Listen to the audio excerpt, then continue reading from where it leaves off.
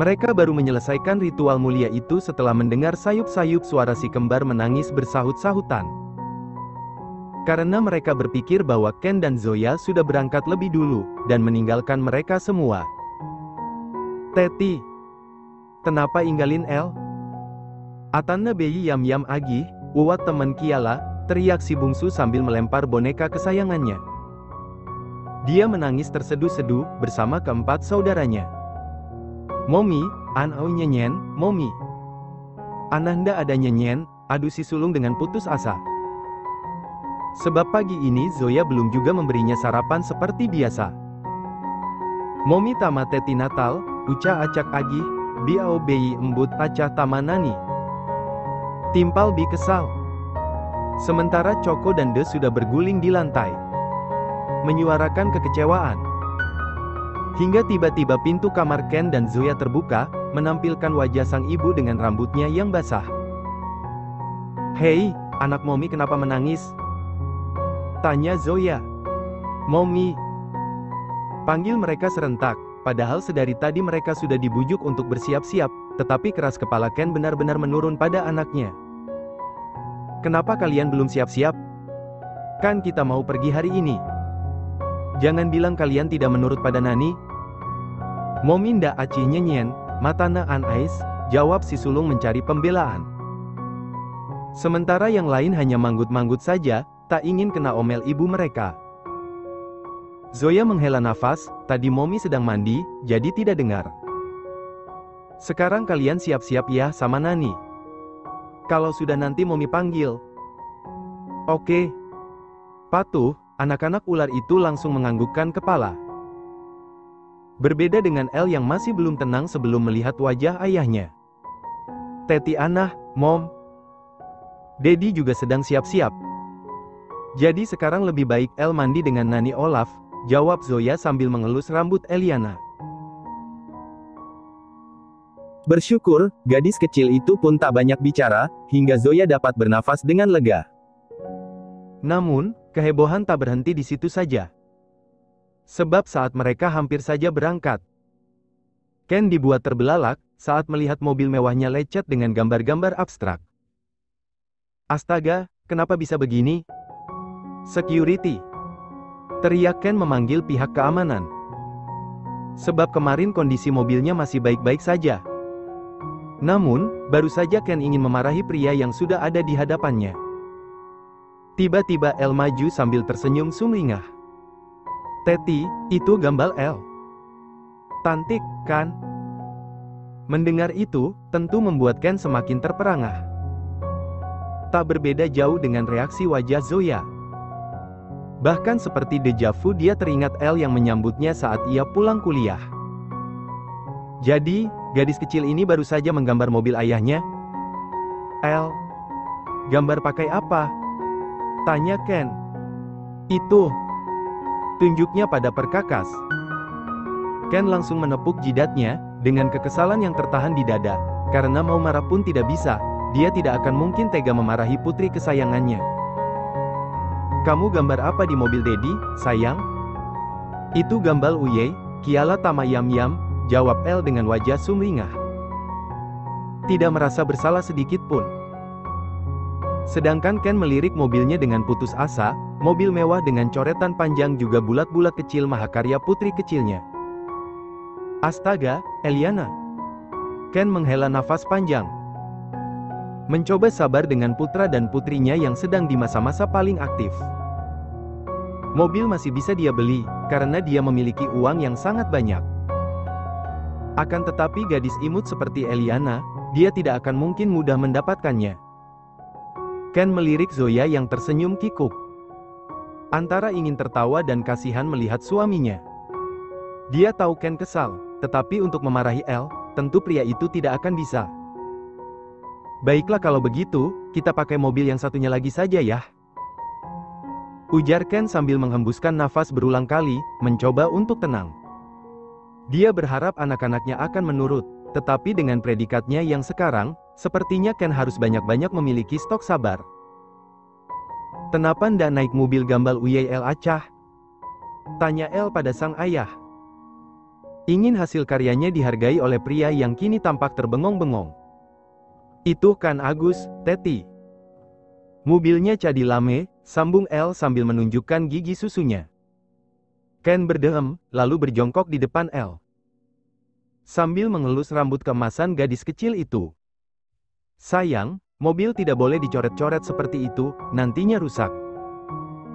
Kalau El mau menggambar, di kertas saja ya. Kata Ken dengan suara yang begitu lembut. Berharap sang anak mengerti apa yang dia sampaikan. Kenapa Yucak? Gambalnya jeyek. Balas El dengan bibir yang mengerucut. Tanda tak suka jika Ken melarangnya. Ken langsung menepuk jidatnya, lalu melirik kepada Zoya, meminta bantuan untuk menjelaskan. Namun, sebelum Zoya bicara, salah satu putranya justru lebih dulu menyerobot. Iya gambal tamu jeyek, maca uye ndak ada matana. Timpal Coko tanpa perasaan, bahkan dia sampai menunjuk gambar El, menjelaskan letak mata. Itu kan uyenya Agi Bubu, kakak, jelas El, dia pun ikut mendekat ke arah mobil ayahnya, lalu menunjuk gambar bulat di ujung garis. Ini otol tutunya. Dia nyenyen tayak kakan. Semua orang tampak melongo, tak berbeda jauh dengan Ken dan Zoya. Bahkan wanita beranak 5 itu hanya bisa menganga mendengar ocehan putra-putrinya. Haduh, sudah. Sudah ya, kita pakai mobil yang lain saja. Nanti mobil ini biar Uncleron yang urus. Katanya mau jalan-jalan, kau bahas gambar ular dan botol susu. Kan tidak nyambung ya, jelas Ken karena sudah merasa frustasi menghadapi para kecambahnya. Dari kemarin dia terus dibuat sakit kepala. Iya, sayang. Nanti mallnya keburu tutup. Zoya ikut menambahi agar semua anak lelakinya pun mengikuti langkah Ken yang sedang berjalan ke arah mobil yang lain. Ita BK Ojen ya, Ted. Ujar El kegirangan, kini dia sudah berada dalam gendongan Ken. Iya, sayang. Kita beli apapun yang El inginkan. Beyi yam agi uwa, atu wat El atu agi wat caca. Iya, sayang, iya, yang penting El jangan rewel ya. Gadis kecil itu mengangguk setuju. Ken membuka pintu, lalu mendudukkan putri kecilnya di samping kursi kemudi. Kebiasaan yang tidak akan pernah hilang jika mereka semua pergi bersama. El dan keempat putranya tidak akan mengizinkan ia dan Zoya duduk berdua. Akhirnya setelah perdebatan penuh drama, mobil yang dikendarai Ken pun melandas meninggalkan mansion. Di depan pintu, kakek Abian terus melambaikan tangan hingga mobil itu benar-benar menghilang. Dia tersenyum bahagia, melihat sang cucu akhirnya hidup normal dengan wanita yang dicintainya, serta memiliki keluarga yang begitu harmonis. Tidak seperti dirinya yang kerap kesepian, Ken memiliki kehidupan yang jauh lebih baik. Abraham, Isana, lihat anak kalian sudah bahagia. Bahkan kalian sudah memiliki 5 cucu yang begitu lucu. Di sini, aku merasa begitu beruntung, karena bisa mendampinginya, lirik kakek Abian. Sementara di dalam mobil, sedikit pun anak-anak tidak mau diam. Suasananya tampak selalu ramai karena celotehan dan juga nyanyian kelima anak Ken dan Zoya. Zoya yang duduk di tengah memperhatikan keempat putranya dengan melirik ke kanan dan ke kiri. Rambut anak-anak sudah lumayan panjang, nanti potong ya, Dad. Ucap Zoya mengajak Ken bicara, sementara pandangan matanya tak lepas dari rambut-rambut si kecil. Iya, nanti pulangnya kita mampir ke salon anak buat potong rambut mereka, balas Ken sambil fokus menyetir. Dan disitulah Bi menimpali dengan satu kalimat yang membuat Ken dan Zoya saling pandang. Yeay, otong embut.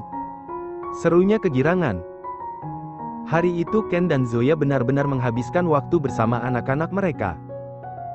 Tidak ada yang paling membahagiakan selain melihat senyum si kembar, mereka berbelanja pakaian, membeli mainan, dan juga pergi ke salon anak untuk mencukur rambut. Nyonya, sepertinya anak Anda mengantuk, ucap Kapster, orang yang bertugas memotong rambut. Kini keempat bocah tampan itu sedang bergiliran untuk mendapatkan pelayanan. Zoya melihat Bizat yang tertunduk, karena sudah tidak mampu menyanggah kepalanya. Ibu dengan 5 anak itu tersenyum tipis, lalu mendekati Bizat untuk membantu memegang kepala bocah tampan itu. "Mommy!" teriak Anek dari samping, seakan tak ingin kasih sayang Zoya terbagi dengan saudaranya yang lain. Namun, Zoya tidak mau terlihat seperti itu. "Adik mengantuk, sayang. Kalau tidak dipegang nanti potong rambutnya tidak selesai-selesai," ujar Zoya memberi pengertian.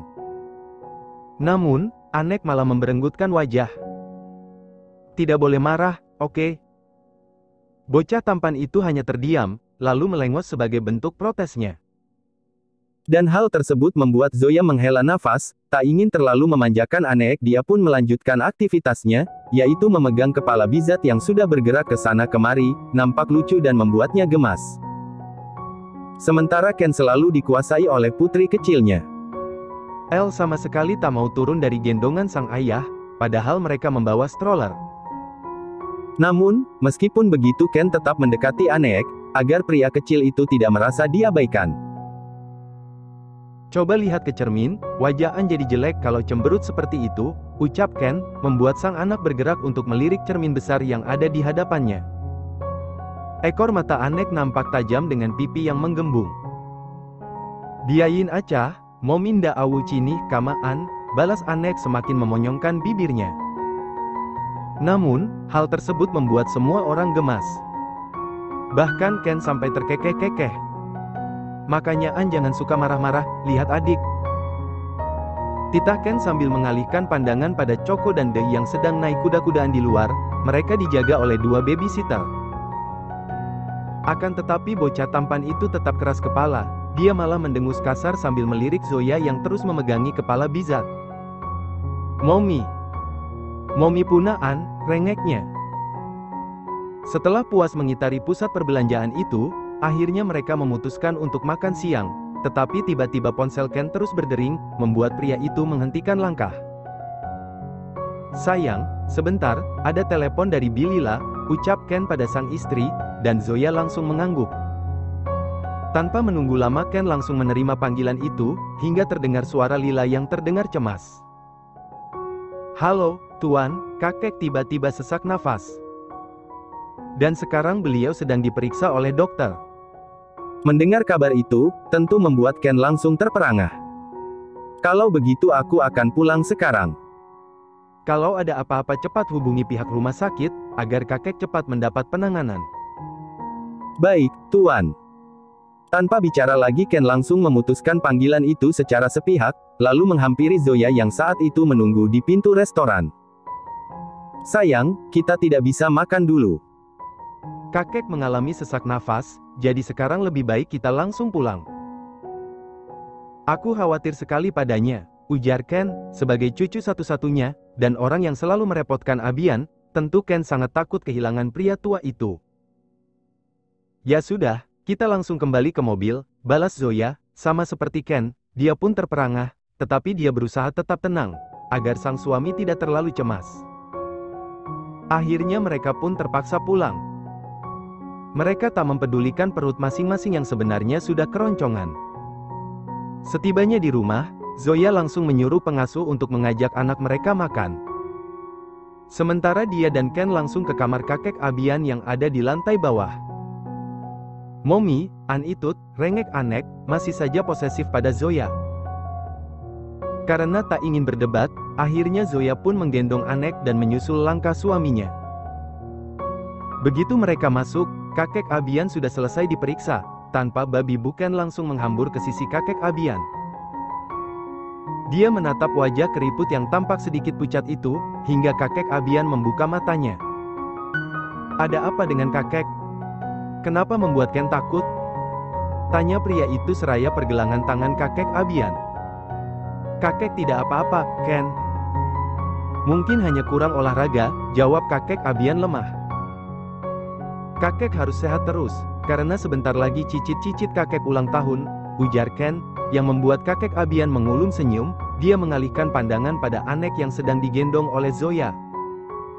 "Iya, saat mereka ulang tahun kakek pasti ada di sana, jadi jangan khawatirkan apapun, Ken. Kakek akan terus bersama kalian." Ken langsung mengangguk. Lalu tanpa diduga dia memeluk kakek Abian, sesuatu yang nyaris tidak pernah terjadi lagi.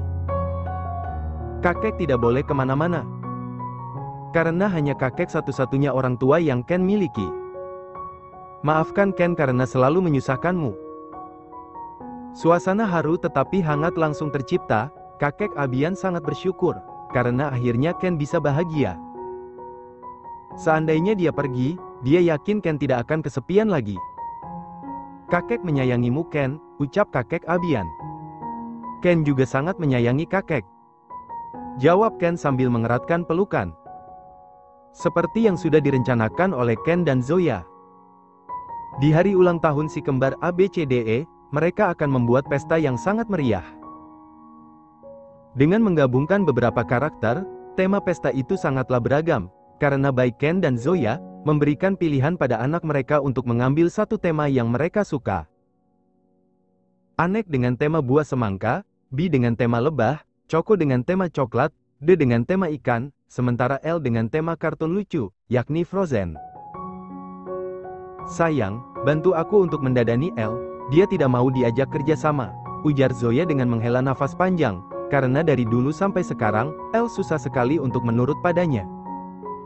Iya, baby, aku selesaikan dulu pakaianku, balas Ken, karena dia tidak bisa mengandalkan sang istri untuk sekedar bersiap-siap. Ken tersenyum tipis ketika melihat bibir Zoya mencebik, dia tahu ini semua pasti karena L yang keras kepala. Kap. Maafkan putri kecilku, ujar Ken, yang membuat Zoya semakin memberenggut kesal. Kalau seperti ini dia jadi mirip Anek. Ya, dia memang hanya putrimu. Menjengkelkan. Gerutu Zoya, lalu memilih untuk keluar dari kamar, dia akan kembali mengecek keempat putranya yang sedang bersiap-siap. Namun, sebelum melangkah Ken lebih dulu meraih pinggang Zoya, lalu melabuhkan ciuman di bibir wanita itu. Zoya tak bisa menolak, karena Ken malah memegang kepalanya, dia terus merasakan sesapan yang sangat kuat, hingga bibirnya benar-benar terasa kebas. Hah! Zoya langsung membuang nafas ketika Ken melerai ciuman mereka. Pria tampan itu tersenyum tipis, lalu mengelap bibir Zoya yang basah. Bibirmu selalu terasa manis dan membuatku candu, baby. Kamu menyebalkan, Ken. Cetus Zoya sambil menggeplak dada bidang suaminya. Sementara Ken menunjukkan wajah terperangah, kamu semakin berani ya, memanggil namaku seperti itu. Cih. Bukankah kamu yang sering memintaku untuk melakukan itu? Bahkan semakin banyak aku menyebutnya, hentakanmu juga semakin keras. Mendengar itu, Ken terkekeh-kekeh, dia jadi gemas dan ingin memakan Zoya saat ini juga. Kamu memang pandai memancingku, baby. Bagaimana kalau kita melakukannya dengan cepat? Zoya langsung mendelik, bahkan dia mendorong dada Ken dengan kuat saat pria itu berusaha untuk merengkuhnya. Jangan macam-macam, sebentar lagi acaranya dimulai. Anak-anak kita pasti sudah menunggu. Ayolah, baby. Kamu kan sudah tahu bagaimana permainan singkatku yang panas dan gila, bujuk Ken masih menunjukkan seringai. Namun, Zoya tak ingin meladeni suaminya, karena detik selanjutnya dia malah meninggalkan Ken. Main saja sama sabun. Cetusnya yang membuat ayah 5 anak itu tergelak kencang. Saat semua anak ular sudah selesai berdandan, mereka mulai turun dengan masing-masing pengasuh. Kecuali Elle, dia selalu saja menempel di tubuh sang ayah, bagai benalu. Di halaman mansion yang sudah disulap itu, semua anak-anak yang diundang nampak berdatangan, tak terkecuali Chaka. Dia membawa kado besar dengan paper bag bergambar Frozen, dan langsung mencari-cari keberadaan Eliana. Sayang, itu twins sudah keluar. Ayo kita ke sana, ucap Siska mengajak sang anak untuk menghampiri si kembar ABCDE. Dan hal tersebut membuat Elle langsung meminta turun dari gendongan sang ayah. Teti, Elle Awu Uyun. Mendengar itu, Ken langsung curiga, dia mengedarkan pandangan hingga berhasil melihat sosok Chaka yang sedang mendekat. Pria itu langsung geleng-geleng kepala. Pasti Elle mau main sama Chaka ya? Ndak. El Awu Ain lali-lali kama kakak, balas El bohong. Namun, Ken tak lagi membalas ucapan putrinya. Dia langsung menurunkan tubuh gembul Elle yang sudah berbalut gaun kecil yang lucu. Elle berlari ke arah kakak-kakaknya, tetapi di tengah jalan dia langsung dihadang oleh Chaka. Elle, panggil Chaka. Dia melepas pegangan tangan Siska, lalu menghampiri bocah cantik itu. Wah, Caca Ateng Uyang Hahun Elle, jawab Elle dengan wajah sumringah. Caca Wain Tadowat Elle, tuh kama mami. Chaka menunjuk paperback yang dipegang Siska. Wanita itu pun mendekat, untuk memberi selamat pada Eliana. Happy birthday, cantik. Ini kado dari Chaka buat kalian, Mami Siska taruh di sana ya, ucap Siska, dan Elle langsung menganggukkan kepala. Siska pun menaruh paperback itu di antara tumpukan hadiah yang lain. Sementara Elle dan Chaka sudah bergandengan tangan untuk bergabung dengan yang lain. Melihat itu, Ken tersenyum tipis, masih kecil ternyata Elle sudah pandai membohongi dirinya. Tak berapa lama kemudian, MC mulai membuka acara sesuai jadwal yang ada di undangan. Namun, pada saat semua orang menyanyikan lagu selamat ulang tahun, De masih saja berlari-lari ke sana kemari. Dan kali ini kakek Abian yang kerepotan. Dia mengejar-ngejar cicitnya yang malah terlihat kegirangan. De, berhenti. Nanti kamu tidak kebagian kuenya loh, teriak kakek Abian, hingga Rati pun ikut turun tangan.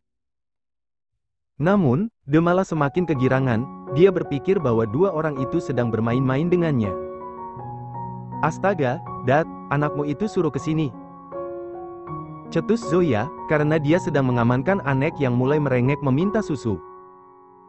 Iya, sayang, iya, balas Ken, lalu menjemput De. Pria kecil itu langsung berlari ke arah Ken, saat sang ayah membuka tangannya. Dan hap! Ken berhasil menangkap satu anaknya, sementara Bi sudah tidak sabar, hingga menyemili kue miliknya. Pengasuhnya sudah melarang, tetapi Bi tetap tak mau mendengarkan. Berbeda dengan Choco yang asyik berdiri di depan tumpukan kado, bocah tampan itu sedari tadi ingin sekali membukanya satu persatu. Tiup lilinnya, tiup lilinnya, tiup lilinnya sekarang juga, sekarang juga. Semua orang bernyanyi, begitu juga dengan Elle yang selalu didampingi Chaka. 5 bocah kembar yang sudah dikumpulkan itu langsung diminta meniup lilin di bolu mereka masing-masing. Tepuk tangan langsung riuh ketika lilin mati, tetapi Bi yang sudah tidak sabar, kembali mengambil kuenya dengan tangan. Bi, nanti pakai pisau. Sergah kakek Abian, tetapi rasanya pesta itu sangat kacau, karena sulit sekali untuk mengatur 5 bocah kembar itu. Zoya sampai menghela nafas berkali-kali, apalagi saat Choco sudah membuka kado satu persatu. Sayang, sudahlah tidak apa-apa, yang penting mereka senang, ujar Ken, menenangkan istrinya, dan Zoya langsung mengangguk. Ken mengecup kening Zoya yang berkeringat, lalu melihat ke arah kakek Abian yang ikut kelelahan juga. Hari itu banyak sekali tenaga yang harus mereka keluarkan. Namun, semua itu tak mampu menutupi kebahagiaan mereka. Perjalanan Ken dan Zoya masih sangat panjang, dan mereka pastikan akan selalu menemani putra-putri mereka hingga tutup usia. N.